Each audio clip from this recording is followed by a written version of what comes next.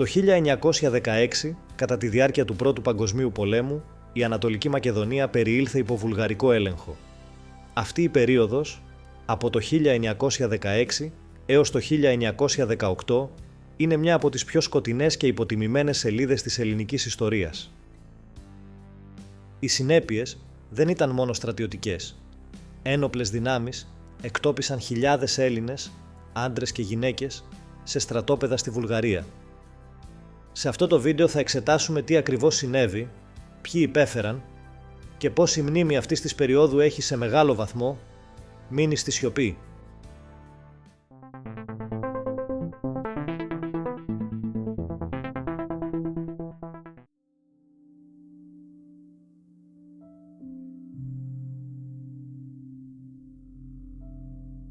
Ο Πρώτος Παγκόσμιος Πόλεμος έφερε μεγάλες ανακατατάξεις στα Βαλκάνια. Η Βουλγαρία, σύμμαχος των κεντρικών δυνάμεων, κατέλαβε περιοχές της Ανατολικής Μακεδονίας. Κατά την κατοχή, εφαρμόστηκε μια πολιτική εκτοπισμών. Οι βουλγαρικές δυνάμεις προχώρησαν σε συλλήψεις στρατιωτών, πολιτών, ακόμα και παιδιών. Σύμφωνα με έρευνα που παρουσιάστηκε σε εκδήλωση πολιτιστικών συλλόγων της περιφέρειας Ανατολικής Μακεδονίας και Θράκης, ο συνολικός πληθυσμός της περιοχής μειώθηκε δραματικά, από περίπου 305.000 σε 235.000. Κατά την περίοδο αυτή, περίπου 42.000 άτομα εκτοπίστηκαν στη Βουλγαρία, ενώ άλλοι 10 έως 12.000 δηλώθηκαν ότι μετακινήθηκαν εθελοντικά εκεί, σύμφωνα με τα ίδια αρχεία. Από αυτούς περίπου 12.000 δεν επέστρεψαν μετά την απελευθέρωση. Πολλοί πέθαναν μέσα σε στρατόπεδα. Αρκετοί επίσης πέθαναν αμέσως μετά την επιστροφή λόγω των ασθενειών και των κατατρεγμών που είχαν περάσει. Παράλληλα, 16.000 άνθρωποι κατέφυγαν στην υπόλοιπη Ελλάδα για να σωθούν.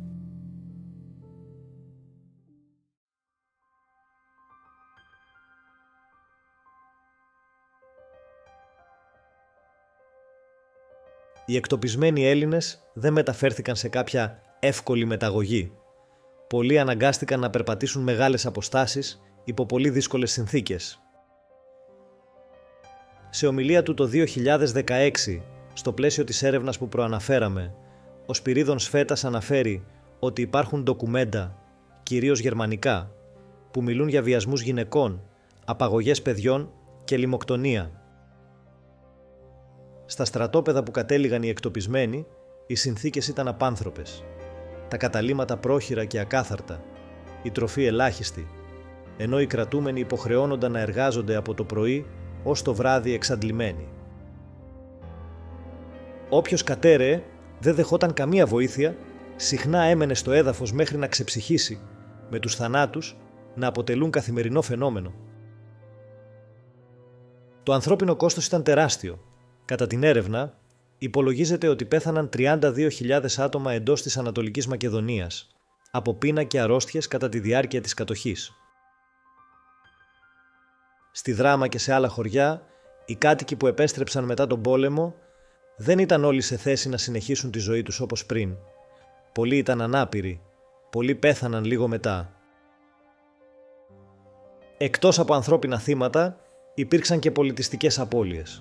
Μοναστήρια λαιλατήθηκαν, εκκλησιαστικοί και αρχαιολογικοί θησαυροί αφαιρέθηκαν.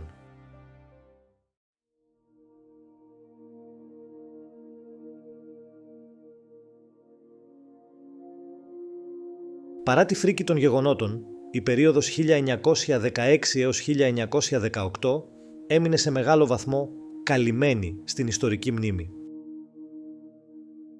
Τα τελευταία χρόνια, μέσα από εκδηλώσεις, ομιλίες και προσπάθειες ερευνητών και απογόνων των εκτοπισμένων, έχει αρχίσει να αναδεικνύεται ξανά αυτή η ξεχασμένη σελίδα της ιστορίας. Πολλοί τονίζουν ότι για δεκαετίες το θέμα έμεινε στο περιθώριο, είτε από άγνοια, είτε επειδή η τοπική μνήμη δεν βρήκε ποτέ την επίσημη αναγνώριση που της άξιζε.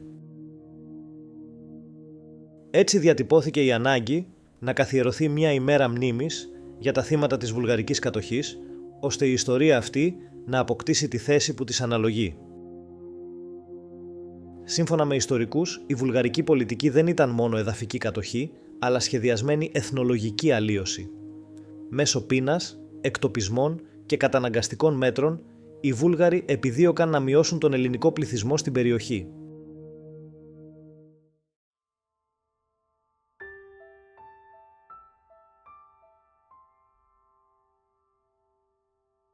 Μας οδήγησαν με τα πόδια προς τα σύνορα. Όσοι δεν μπορούσαν να συνεχίσουν, ξυλοκοπούνταν. Πολλοί γέροντες έπεσαν στο δρόμο και δεν ξανασηκώθηκαν. Τα παιδιά έκλαιγαν από την πείνα και δεν μας επέτρεπαν να σταθούμε. Μας έβαλαν σε αποθήκες χωρίς φως και χωρίς νερό. Κοιμόμασταν στο χώμα. Η πείνα ήταν τέτοια που πολλές γυναίκες λιποθυμούσαν καθημερινά. Μανάδες έδιναν το ψωμί στα παιδιά και οι ίδιες πέθαιναν λίγες μέρες αργότερα. Στο στρατόπεδο δουλεύαμε από την αυγή ως το σκοτάδι, με ένα κομμάτι ψωμί την ημέρα. Όποιος έπεφτε από την εξάντληση, τον άφηναν εκεί. Πολλοί πέθαναν από πείνα και κρύο, μέσα στους χειμώνες. Οι Βούλγαροι στρατιώτες εισέβαλαν και άρπαξαν κάθε πολύτιμο αντικείμενο. Μας έβγαλαν έξω και μας ανάγκασαν να βαδίσουμε προς την καβάλα. Στον δρόμο, αρκετοί αδελφοί λιποθύμησαν από την πείνα και την εξάντληση. Το χωριό άδειασε μέσα σε μία μέρα. Στην ομάδα μας, η μισή ήταν παιδιά. Μετά από 3 εβδομάδες πορείας και ταλαιπωριών, πολλοί είχαν χαθεί. Μερικά παιδιά πέθαναν, καθώς δεν υπήρχε φαγητό ούτε νερό. Η κατάσταση είναι απελπιστική. Άνθρωποι πεθαίνουν από ασιτεία στους δρόμους. Στις αποθήκες όπου κρατούνται οι εκτοπισμένοι δεν υπάρχει τροφή. Πολλοί τρώνε φύλλα και χόρτα για να επιβιώσουν.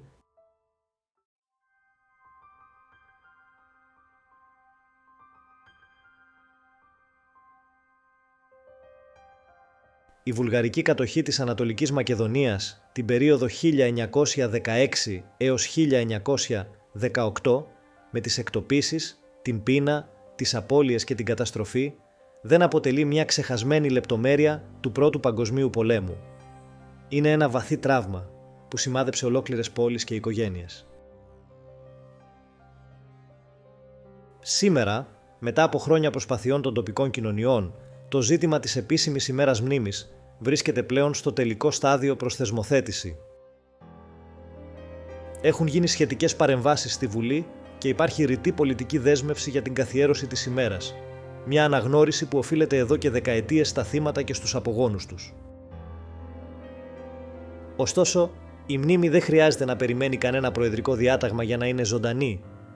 Είναι ευθύνη όλων μας να θυμόμαστε, να μιλάμε και να φωτίζουμε αυτές τις σκοτεινές σελίδες της ιστορίας.